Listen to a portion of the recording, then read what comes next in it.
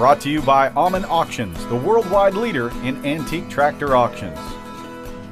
George Braaksma is always on the lookout for new and interesting pieces to add to his classic tractor collection. A few years ago, he responded to an ad for a John Deere 3020 that was for sale in Alabama and ended up with a bigger deal than he could have imagined. At the time, I didn't have a 72 Diesel PowerShift, and that's one thing I was looking at that time when I bought this, just to have a 72 Diesel PowerShift 3020. Well, it ended up being in this low profile configuration. So at first when I called him, it was just advertised a 72 3020 PowerShift, and as I got the pictures, I was a lot more enthused. This tractor has 26-inch rear wheels. Now the options were 26, 28, and 30-inch, 34, and 38. So the smaller wheels were on this. That told me that it was used in an orchard. So that was neat in itself.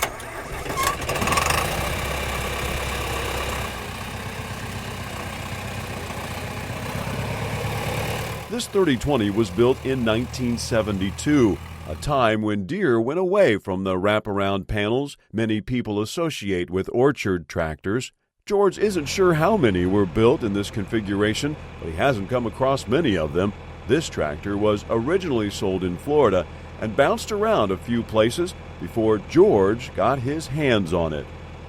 It was in really rough shape. It needed basically everything done to it. It was pretty rusty, and the fellow I got it from bought it from someone else who went through a series of auctions, I believe, and how it got to Alabama from Florida, you don't know. It was pretty rough. It needed a lot of work. It took about a can of ether to get started, and I later found out that after we took the head off, that the head gasket was blown out between a couple of cylinders, so it wouldn't build up very good compression. Luckily, George had an idea to help ease the restoration workload.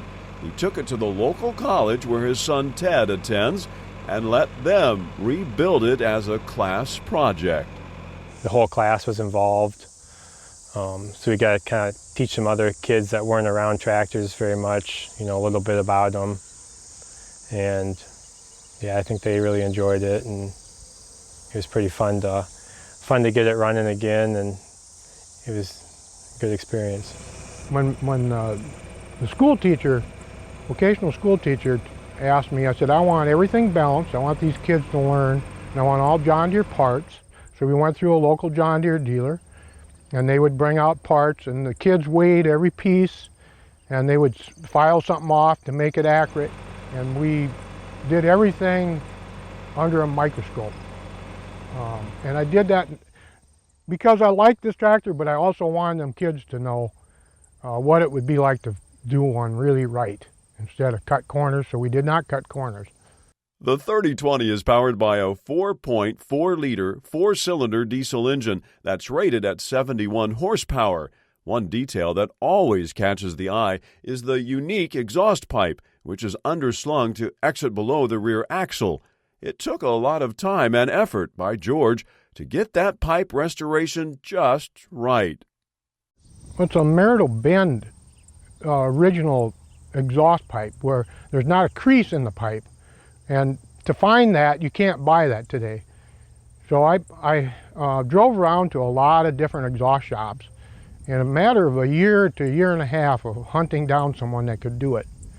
And it took a certain jig for the guy to make, because he was making bigger pipes with that Marital Bend. So we talked him into buying a smaller jig, which I had to put together 12 of these pipes for him to make it feasible.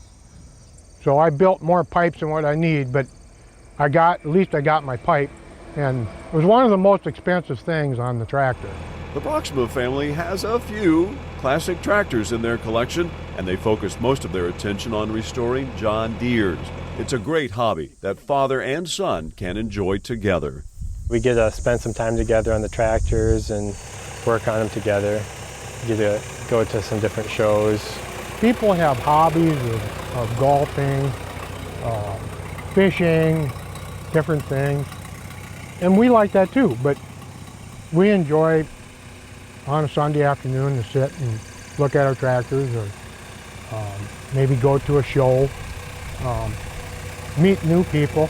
So this case of classic tractor fever has already spread to the next generation.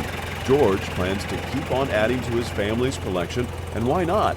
He somehow keeps finding such interesting machines.